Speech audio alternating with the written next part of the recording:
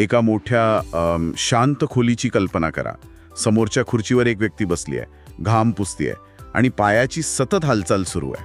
हो, आणि समोरून एक अत्यंत रुक्ष किंवा कोरडा प्रश्न विचारला जातो. अगदी बरोबर. ती व्यक्ती अडखळत केवळ एका शब्दात उत्तर देते आणि मग एक असह्य लांबलेली शांतता पसरते. ती शांतता इतकी अस्वस्थ करणारी असते की तिथे बसलेल्या प्रत्येकाला तिथून पळून जावेसे वाटते. म्हणजे जेव्हा मानवी संवादाचा मूळ साचाच कोसळतो तेव्हा असे घडते. हो ना. एखादा संवाद जिवंत का होतो आणि एखादा संवाद असा मृत का पडतो, यामागे एक अत्यंत सखोल मानसशास्त्र आहे. नक्कीच. आणि आजच्या या सखोल विश्लेषणाच्या भागात आपण याच मानवी संवादाच्या वास्तुशास्त्राचा वेध घेणार आहोत. आणि आश्चर्याची गोष्ट म्हणजे संवादाचे हे अत्यंत प्रगत शास्त्र आपल्याला सापडले आहे इयत्ता 12वीच्या उपयोजित मराठी अभ्यासक्रमातील मुलाखत या घटकामध्ये. अरे वा. आजच्या चर्चेसाठी आपल्याकडे प्राध्यापक कराड यांचे सविस्तर विश्लेषण आणि प्रत्यक्ष पाठ्यपुस्तकातील अभ्यासपूर्ण स्रोत उपलब्ध आहेत. खरं तर मुळात 12वीच्या बोर्डाच्या परीक्षेत या घटकाला 7 गुण दिले आहेत. हो, कृती 4 मध्ये अ ला 2 आणि आ ला 5 असे 7 गुण आहेत. पण आजचा आपला उद्देश केवळ त्या 7 गुणांचे गणित सोडवणे हा नाही. पण इथेच मला एक मोठा विरोधाभास दिसतो. कोणता? म्हणजे जेव्हा आपण एखाद्या अभ्यासक्रमातील घटकाविषयी बोलतो तेव्हा साहजिकच पाठांतर करणे आणि रट्टा मारणे हेच चित्र समोर येते. ते साहजिकच आहे. जर आपण एखाद्या विद्यार्थ्याच्या दृष्टिकोनातून पाहिले तर परीक्षेच्या तणावाखाली हे 7 गुण मिळवण्यासाठी पाठांतर करणे हाच सर्वात सोपा मार्ग वाटू शकतो, नाही का? वरवर पाहता तसे वाटणे अगदी स्वाभाविक आहे. पण पाठांतर हा एक अत्यंत तकलादू मार्ग आहे. जेव्हा आपण परीक्षेला बसतो तेव्हा वेळेचे मोठे दडपण असते. हो, कारण वेळेचा अभाव असतो. अशा वेळी पाठांतर केलेली माहिती विसरायला वेळ लागत नाही. स्रोतांमध्ये यावर एक अत्यंत व्यावहारिक आणि सोपा उपाय सुचवला आहे, ज्याने जलद उजळणी करता येईल. हो ना. विद्यार्थ्यांना जर परीक्षेच्या काळात जलद उजळणी करायची असेल आणि कमीत कमी वेळेत अचूक उत्तरे लिहायची असतील तर त्यांनी या विषयाचा मूळ आराखडा समजून घेणं आवश्यक आहे. आराखडा म्हणजे नक्की काय? मुलाखत म्हणजे कट्ट्यावरच्या 2 मित्रांमधील अनौपचारिक गप्पा नाहीत. तो एक पूर्वनियोजित संवाद आहे. यात प्रामुख्याने 3 खांब आहेत: मुलाखत घेणारा, मुलाखत देणारा आणि तो संवाद ग्रहण करणारा वाचक किंवा श्रोता. अच्छा, म्हणजे हा त्रिकोणी साच्या डोक्यात ठेवायचा. अगदी बरोबर. जेव्हा हा त्रिकोणी साच्या विद्यार्थ्यांच्या डोक्यात पक्का बसतो तेव्हा त्यांना परीक्षेच्या आदल्या दिवशी पानांची पाने वाचत बसण्याची गरज पडत नाही. म्हणजे हा एक प्रकारचा मानसिक नकाशाच आहे. हो, हा आराखडा समजला की उत्तरे आपोआप आणि वेगाने तयार होतात. एकदा हा नकाशा समजला की परीक्षेच्या वेळी उत्तरांचे मुद्दे भराभर कागदावर उतरवणे सोपे जाते आणि वेळेचीही बचत होते. पण हा जो पूर्वनियोजित संवादाचा मुद्दा आला तिथे मला एक शंका आहे. विचारा. जर सगळंच पूर्वनियोजित असेल तर तो संवाद कृत्रिम नाही का वाटणार? म्हणजे त्याला आपण एखाद्या नाटकाची उपमा देऊ शकतो का? नाटकाची उपमा काही अंशी लागू पडते, पण पूर्णपणे नाही. नाटकात संवाद आधीच लिहून दिलेले असतात आणि तेच बोलायचे असतात. मग मुलाखत कशी वेगळी आहे? मुलाखत ही एखाद्या कुशल संगीतकारासारखी असते. त्याला कोणते स्वर लावायचे आहेत हे माहीत असते, पण प्रत्यक्ष सादरीकरणाच्या वेळी तो त्या स्वरांशी जसा खेळतो तशी ती मुलाखत खुलत जाते. क्या बात आहे. खूप छान उपमा आहे ही. आणि यातली सर्वात सुंदर संकल्पना स्रोतांमध्ये मांडली आहे ती म्हणजे मुलाखत कोणाचीही घेतली जाऊ शकते. कोणाचीही? हो. अनेकदा मुलाखत म्हटले की आपल्या डोळ्यांसमोर एखादा मोठा राजकीय नेता किंवा उद्योगपती उभा राहतो, किंवा एखादी चित्रपट तारका. हो, पण तसे अजिबात नाही. आपण एखाद्या सामान्य माणसाचीही मुलाखत घेऊ शकतो. एक सेकंड, म्हणजे सामान्य माणसाची मुलाखत का आणि कशी घेतली जाऊ शकते? का नाही? समजा एखाद्या भाजीवाल्याची किंवा पोस्टमनची किंवा एखाद्या शेतमजुराची मुलाखत घ्यायची असेल तर त्यांच्याकडे असे काय असते जे पूर्ण समाजाला ऐकावेसे वाटेल? इथेच तर मुलाखतीचे खरे मर्म दडलेले आहे. आपण माणसाच्या व्यवसायाची किंवा त्याच्या पदाची मुलाखत घेत नसतो, तर त्या माणसाच्या आत दडलेल्या मानवी अनुभवाची मुलाखत घेत असतो. म्हणजे त्यांच्या अनुभवांना जास्त महत्त्व असते. नक्कीच. आता बघा, एखाद्या पोस्टमनने 35 वर्षे गावोगावी फिरून लोकांच्या सुखदुःखाची पत्र वाटली असतील तर त्याच्याकडे मानवी भावभावनांचा जो अफाट संग्रह असतो तो कोणत्याही मोठ्या तत्वज्ञानापेक्षा कमी नसतो. अरे वा, हे मी आधी विचारच केला नव्हता. ज्या माणसाकडे स्वतःचे असे काहीतरी वेगळे सांगण्यासारखे आहे, ज्याने आयुष्यात एखादा वेगळा संघर्ष पाहिला आहे, अशा कोणत्याही व्यक्तीची मुलाखत समाजासाठी दिशादर्शक ठरू शकते. हे खरोखरच विचार करायला लावणारे आहे. म्हणजे आपण त्या व्यक्तीच्या यशापेक्षा त्याच्या प्रवासाला जास्त महत्त्व देतो. अगदी बरोबर. पण यातून एक अत्यंत कळीचा प्रश्न निर्माण होतो. हा एवढा मोठा खटाटोप करण्यामागचा नेमका हेतू काय असतो? हेतू अनेक आहेत. म्हणजे दोन व्यक्तींनी समोरासमोर बसायचे, एकाने प्रश्न विचारायचे, दुसऱ्याने उत्तरे द्यायची. या सर्व प्रक्रियेतून नेमके काय साध्य करायचे असते?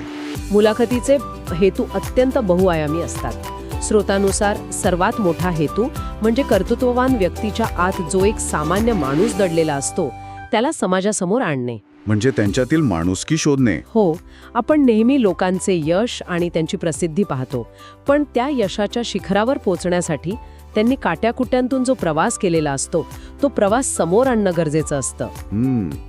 कारण जनसामान्यांना नेहमी हे जाणून घेण्याची उत्सुकता असते की या मोठ्या माणसांनाही आपल्यासारख्याच अडचणी आल्या होत्या का, आणि त्यांनी त्यातून कसा मार्ग काढला हेही जाणून घ्यायचं असते. बरोबर.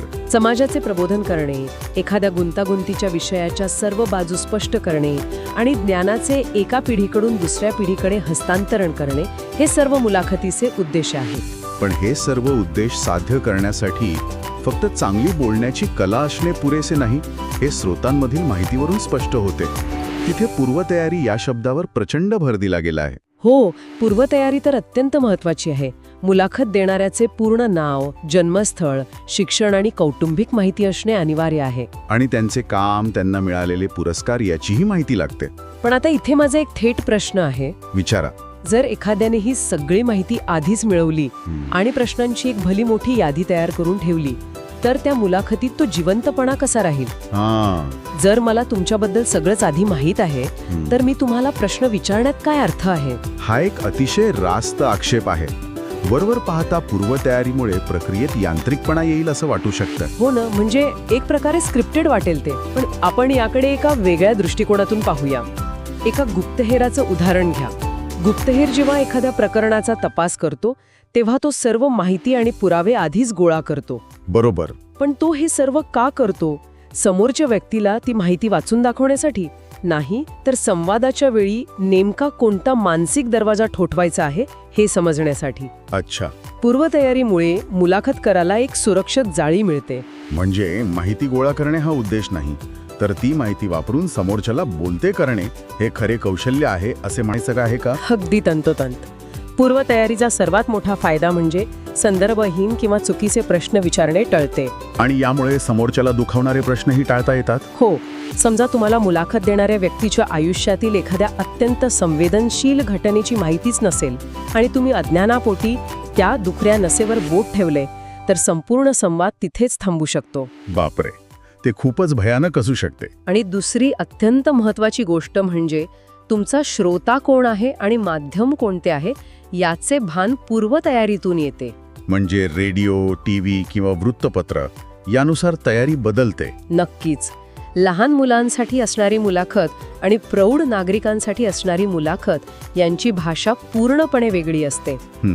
रेडिओवर केवळ आवाज असतो, तर दूरचित्रवाणीवर चेहऱ्यावरील हावभाव दिसतात.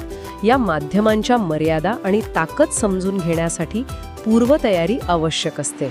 म्हणजे दिशा निश्चित असावी लागते, पण प्रवाहात लवचिकता असावी लागते. अगदी बरोबर. आणि विद्यार्थ्यांच्या दृष्टीनेही हा मुद्दा अतिशय महत्त्वाचा आहे.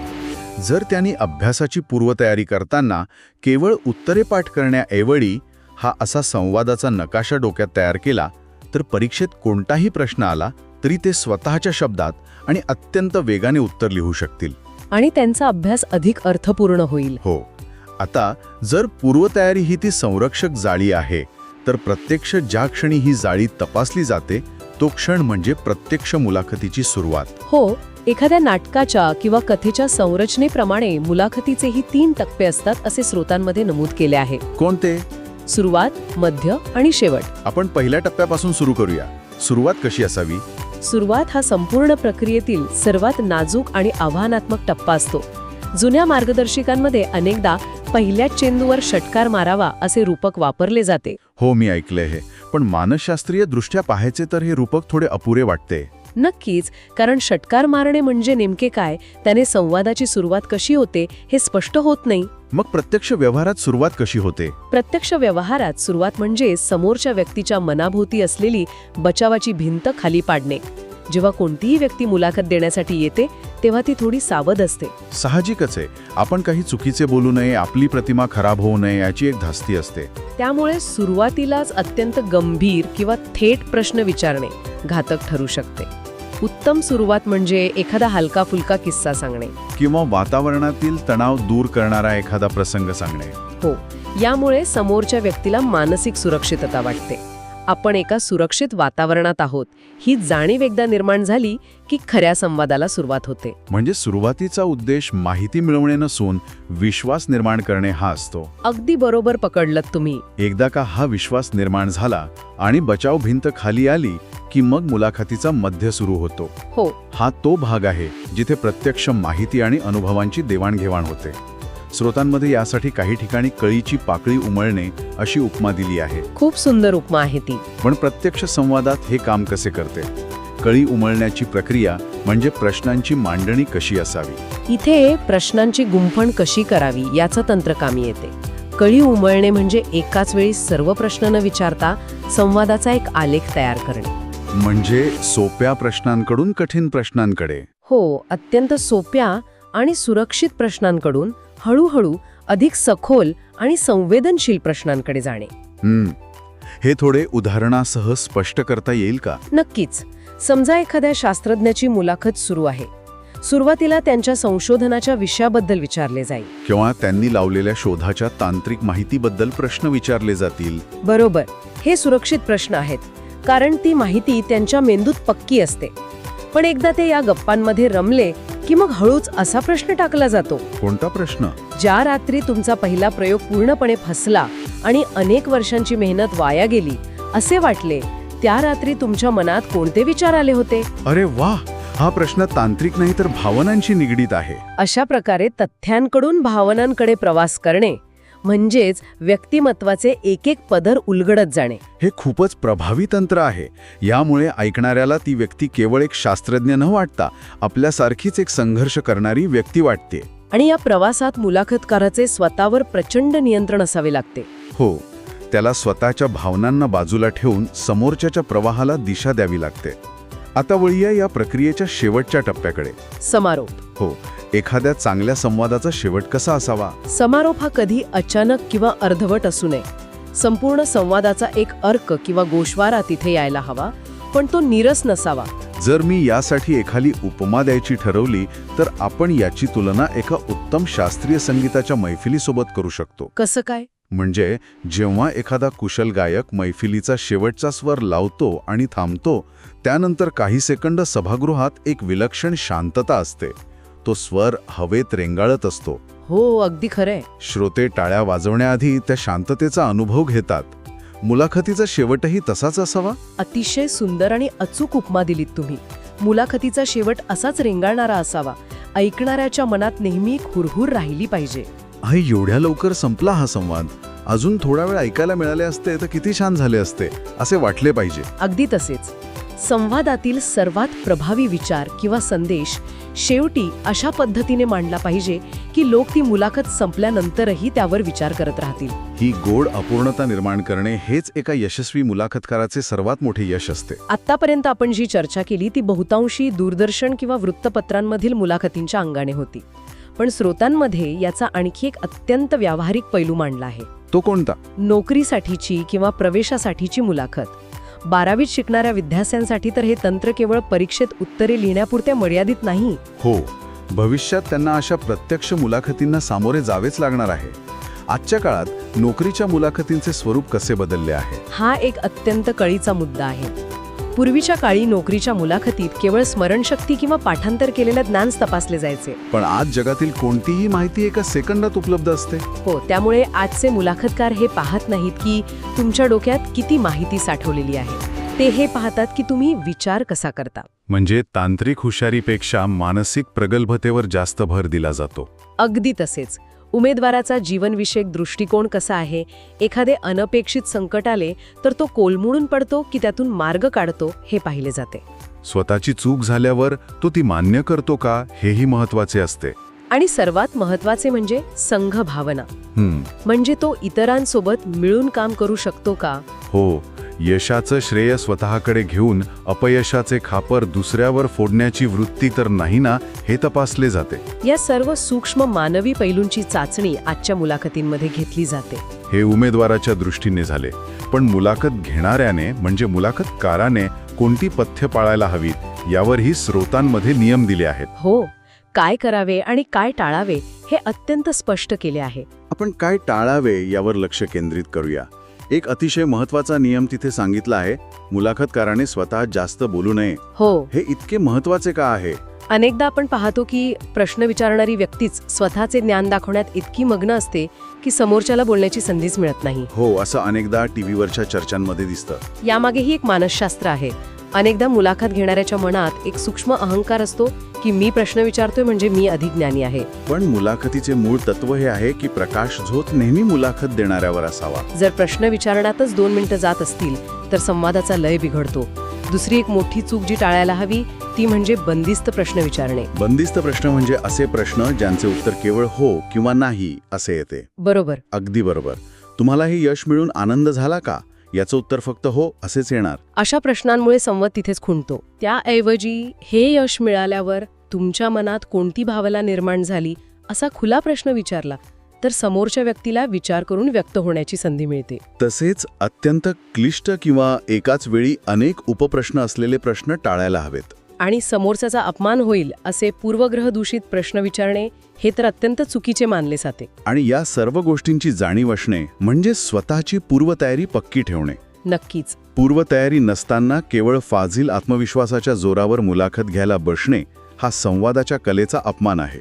जर आपण या सर्व चर्चेचा सारांश काढायचा ठरवला तर 12वीच्या अभ्यासक्रमातील हा घटक केवळ काही गुणांपुरता मर्यादित नाही. हो, जलद, उजळणी आणि अचूक उत्तरे लिहिण्यासाठी विद्यार्थ्यांना या प्रक्रियेचं मानसशास्त्र समजणे जसे आवश्यक आहे तसेच पुढील आयुष्यात एक उत्तम माणूस बनण्यासाठीही हे महत्त्वाचे आहे. निश्चितच. कारण शेवटी कोणतीही मुलाखत ही 2 माणसांमधला एक पूल असते. जर तो पूल योग्य, पूर्वतयारीने, संवेदनशीलतेने आणि अचूक प्रश्नांच्या आधारे बांधला गेला तर विचार आणि भावनांची देवाणघेवाण सहजतेने होते. पुस्तकी ज्ञानाचं रूपांतर जेव्हा अशा व्यावहारिक कौशल्यात होते तेव्हाच शिक्षणाचा खरा हेतू साध्य होतो. अगदी खरंय. आजची ही मानवी संवादाच्या वास्तुशास्त्रावरील सखोल चर्चा आपण इथेच थांबवणार आहोत. पण थांबवण्याआधी श्रोत्यांसाठी काही विचार करायला देणार आहात का? नक्कीच. एक वेगळा विचार आहे. आपण नेहमी इतरांची मुलाखत घेण्याबद्दल किंवा त्यांच्या आयुष्यातील संघर्ष जाणून घेण्याबद्दल वाचतो किंवा नोकरी मिळवण्यासाठी इतरांनी विचारलेल्या प्रश्नांना सामोरे जाण्याची तयारी करतो. पण या सर्व प्रक्रियेचा आणि पूर्वतयारीचा वापर करून जर आपण स्वतःचीच एक आंतरिक मुलाखत घेतली तर? अरे वा, हा खूपच वेगळा विचार आहे. स्वतःच्याच आतल्या त्या माणसाला जर आपण हे सुरक्षित आणि त्यानंतर हळूहळू सखोल होत जाणारे प्रश्न विचारले तर काय होईल? खूप छान. आपल्याच मनाभोवती असलेली बचावाची भिंत पाडून जर आपण स्वतःच्याच खऱ्या भावनांचा शोध घेतला तर आपण स्वतःबद्दल असा कोणता नवीन पैलू शोधून काढू शकू जो आपल्यालाच आजवर माहीत नव्हता. यावर नक्की विचार करा. कदाचित या आंतरिक संवादातून तुम्हाला स्वतःचीच एक नवीन ओळख सापडेल.